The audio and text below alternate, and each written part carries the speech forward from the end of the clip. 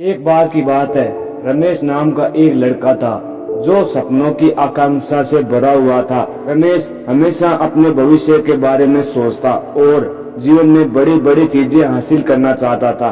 हालांकि वह कभी भी अपने विचारों की क्रिया में अनुवादित करने में सक्षम नहीं था।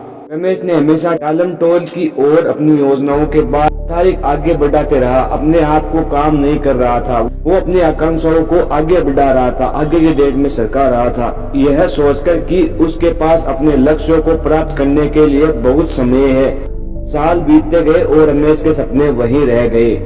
उसने महसूस किया कि उसने उन चीजों को करने में बहुत समय बर्बाद किया जो मायने नहीं रखती थी और अब उसके पास वास्तव में जो वह चाहता था उसे पूरा करने के लिए बहुत कम समय बचा हुआ था।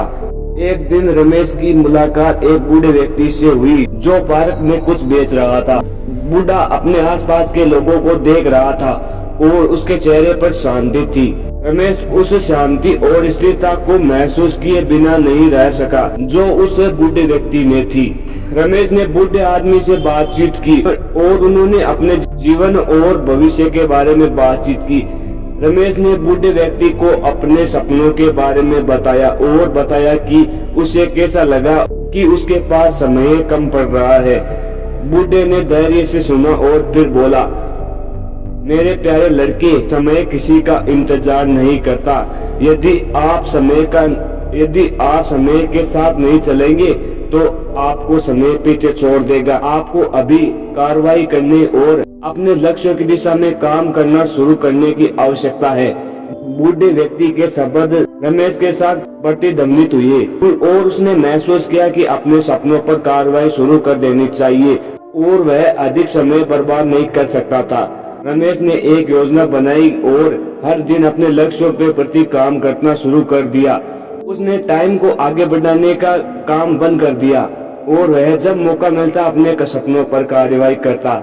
उसने कड़ी मेहनत और त्याग किया, लेकिन वह जानता था कि वह उसके लायक काम नहीं था। धीरे धीरे लेकिन निश्चित रूप से रमेश को अपने परिश्रम का फल दिखाई देने लगा। शुरुआत में उसने छोटी जीत हासिल की, लेकिन जैसे जैसे उसने कड़ी मेहनत जारी रखी उसकी सफलताएं बड़ी और बड़ी होती गई। रमेश ने तृप्ति की भावना महसूस की जो उसने पहले कभी नहीं महसूस की। वह अंत समय के साथ चल रहा था और समय उसके पक्ष में था। साल बीतते गए और रमेश ने सब कुछ हासिल कर लिया जो वह करना चाहता था। उसका एक सफल करियर, एक प्यार करने वाला परिवार, एक आरामदायक जीवन था। उसने अपने जीवन में देखा और महसूस किया जो व्यक्ति उसे पार्क में मिला था उसने सबसे अच्छी सलाह दी थी। रमेश जानता था कि अगर उसने समय बर्बाद करना और विलंब करना जारी रखा तो वह अपने सपनों को हासिल नहीं कर पाएगा।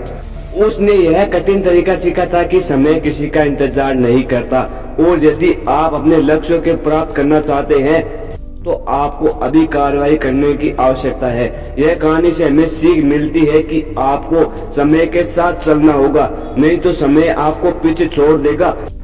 जीवन के दिन प्रतिदिन विलक्षणों में फंसना और अपने लक्ष्यों को भूल जाना आसान है। हालांकि यदि आप सफलता प्राप्त करना चाहते हैं तो आपको कार्रवाई करने और आज से ही अपने लक्ष्यों की दिशा में काम करना शुरू करने की आवश्यकता है। सही पल का या सब कुछ ठीक होने का इंतजार न करें, अभी कार्रवाई करें और हर दिन अपने लक्ष्यों पे काम करें। याद रखें कि समय मूल्यवान वस्तु है और आप इसे बर्बाद नहीं कर सकते, इसलिए समय के साथ चले और आपके हर पल का अधिकतम लाभ उठाएं। समय के साथ चलो, नहीं तो समय पीछे छोड़ देगा। जीवन में परिवर्तन और प्रगति की गति के साथ चलना महत्वपूर्ण है। अवसरों से चूकना, हमारे लक्ष्यों को प्राप्त करने और सफल होने के लिए हमारे रास्ते में आने वाले परिवर्तनों को अनुकूल होना और खुद को बेहतर बनाने के लिए लगातार काम करना आवश्यक है। इसका मतलब है कि अपने सक्रिय होना और हमारे क्षेत्र नए विकास के शीर्ष पर बने रहने के लिए आवश्यक कदम उठाना, नए कौशल को सीखना और प्रौद्योगिकी और अन्य प्रगति को अप टू डेट रहना।